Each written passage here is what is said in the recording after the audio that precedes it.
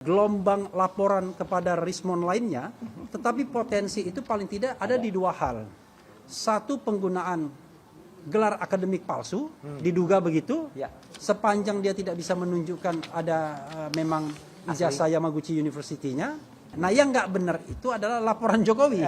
Kenapa bisa? Karena laporan Jokowi rupanya mencampur adukan antara cyber dan kemudian tindak pidana umum. Terbukti bahwa pasal-pasal yang dikenakan dilaporkan oleh Jokowi adalah pasal KUHP yang lama, Kitab Undang-Undang Hukum Pidana yang lama, pasal 310 dan 311, dan juga Undang-Undang ITE, baik Undang-Undang ITE 2024 maupun ITE yang belum berubah 2008, yaitu pasal 27A, kemudian pasal 32 ayat 1 dan pasal 35. Sementara pasal 28 ayat 2 Undang-Undang ITE 1 2024 itu disampaikan oleh orang lain yang dalam CLS-nya Purnawaran Jenderal dianggap tidak memiliki legal standing.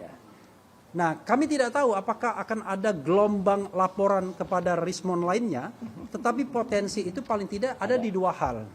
Satu, penggunaan gelar akademik palsu, diduga begitu, sepanjang dia tidak bisa menunjukkan ada memang ijazah Yamaguchi University-nya, karena di kartu tanda penduduk yang bersangkutan dan kegiatan-kegiatan lainnya termasuk di buku yang bersangkutan mencantumkan title sebagai doktor, ya, Dr. Eng, Dr. Eng, Master Eng, gitu ya. Oke. Nah, yang kedua adalah potensi untuk ini ya. Oke, ini ada Dr. Rismon Hasiholan, ya, SSTM Meng. Ya. Nah, potensi lainnya adalah memberikan keterangan palsu di bawah sumpah atau sumpah palsu. Di mana kita tahu bahwa Rismon menjadi ahli memberikan keterangan pada citizen lawsuit di PN Surakarta pada tanggal 18 Februari 2026 yang lalu. Nah, itu mengenai Rismon Syaripar. Terakhir, kita akan nanti dengarkan apa yang akan disampaikan Mas Roy mengenai perkembangan temuan-temuan terbaru sebelum nanti rekan-rekan memperdalam dari apa yang saya sampaikan sebagai overview. Nanti saya mulai dari Mas Roy dulu karena Mas Roy barangkali mau menyampaikan temuan-temuan yang teman-teman lain dulu. Teman-teman lain untuk mempertajam. Iya, mempertajam dulu. Silakan Mas Didit. Mas Didit akan menyampaikan soal tadi kan saya aspek formilnya, mungkin aspek material bahwa sesungguhnya pasal-pasal yang dikenakan sebagai basis penersangkaan itu sebenarnya banyak yang tidak masuk akal, bertentangan dan lain sebagainya. Silakan, Mas Didit. Silakan. Baik, terima kasih Bang Refli. Jadi saya mau fokus ya pada pasal 310 KUHP, kemudian 434 KUHP yang baru. Itu sebagaimana yang tertuang dalam surat perubahan pasal terakhir 30 Maret dari Polda. Jadi dia menggunakan dua pasal pencemaran nama baik, yaitu 310, tapi yang satu lagi KUHP baru, 434 KUHP. Itu fitnah sebenarnya, penggantian dari 311 KUHP lama. Nah, tapi sama aja.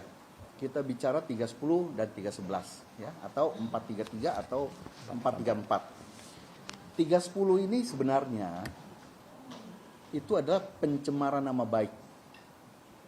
Kalau 311 pencemaran nama baik dengan fitnah. Nah, itu ada unsur fitnah di sini. Jadi seseorang itu kalau buat laporan nggak boleh galau, nggak pasti. Dia harus pastikan kalau seandainya digunakan pasal 310, dia melaporkan 310, artinya apa? Benar apa yang dikatakan orang yang dilaporkan sebagai pelaku pencemaran nama baik. Itu benar kata-katanya, tapi saudara tidak punya hak untuk bicara di depan publik. Nah, nanti masalah hak itu nanti kita bahas ya. Tapi unsurnya begitu. Tapi yang 311 itu adalah saudara ini ngomong apa? Apa yang saudara katakan itu fitnah. Nah, jadi berarti pasal 311 ini ada fitnah. Artinya kalau kita terjemahkan lebih lanjut, kalau 310 dalam hal ini kita bicara pelapornya Apakah itu Pak Jokowi langsung maupun didampingi oleh tim lawyernya. Pasal 310 artinya apa? Oke, ijazah saya benar tidak itu palsu, tidak benar. Tapi saudara nggak punya hak untuk bicara di depan publik. Itu mencemarkan nama baik saya. Nah, tapi kalau 311 itu fitnah. Ijazah saya asli. Sebenarnya ini kita perlu bertanya juga. Saya waktu itu ingatkan kepada penyidik, tolong ditanyakan dulu kepada pelapor bahwa ijazahnya sebenarnya asli atau palsu. Menurut pelapor, kita tidak bicara pembuktian loh. Kita nggak masuk ke dalam materi pembuktian, fakta-fakta dan sebagainya, tidak. Tanyakan dulu. Ini sebenarnya kalau 310 artinya dia sendiri, pelapor sendiri mengakui ijazahnya palsu. Kalau 311 artinya pelapor bilang asli. Dua pasal tidak boleh diterapkan. Nah, waktu kemarin itu sempat kita juga bilang, sampaikan juga itu ke Kejaksaan Tinggi ya. Ya. Dan dalam gelar perkara juga saya sampaikan. Jadi ini harus diberesin dulu. Itu yang pertama. Yang kedua, ada pasal 310 KUHP, ada pasal 27A Undang-Undang ITE.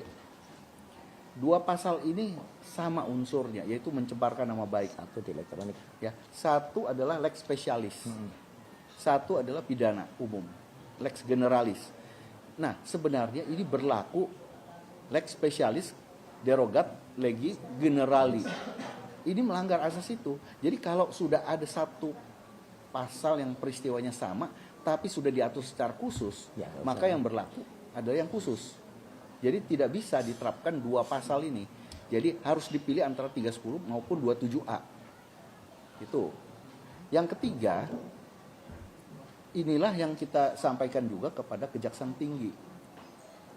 Yang sekarang dalam progres CLS, Citizen Lawsuit. Citizen Lawsuit nggak boleh mencampuri pidana. Ini tidak boleh dan ini sangat berbeda.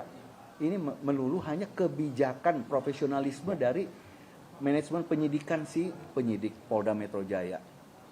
Jadi ada dua pasal khususnya sebenarnya 4 pasal ini dimasalahkan, tapi 2 pasal khususnya yang ancaman hukumannya tinggi, yaitu pasal 32 ayat 1 Undang-Undang ITE dan 35 Undang-Undang ITE.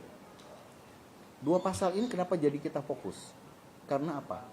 Karena peristiwa yang dilaporkan. Jadi sekali lagi, peristiwa yang dilaporkan oleh pelapor dalam laporan polisi tidak ada kronologis yang dicantumkan. Ini kan nggak bisa.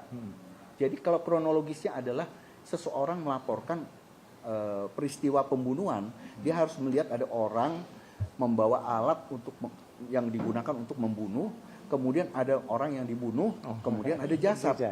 Nah, itu harus jelas. Itulah namanya laporan pasal pembunuhan.